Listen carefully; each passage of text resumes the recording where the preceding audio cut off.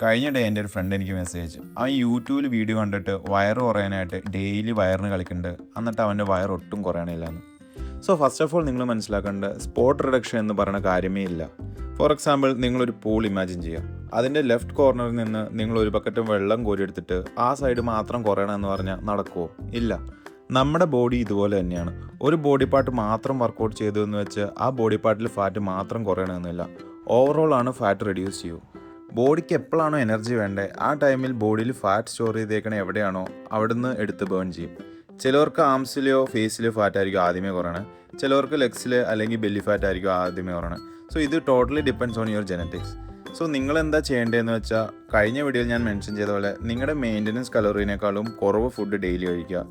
Body വെയ്റ്റിൻ്റെ ഒരു 1 to 1.5 grams protein എടുക്കുക. Weight ട്രെയിനിങ്ങോ അല്ലെങ്കിൽ ബോഡി വെയ്റ്റ് ട്രെയിനിങ്ങോ ഡെയിലി ചെയ്യുക. കൂടുതൽ കലോറീസ് ബേൺ ചെയ്യാനായിട്ട് കാർഡിയോ ചെയ്യുക.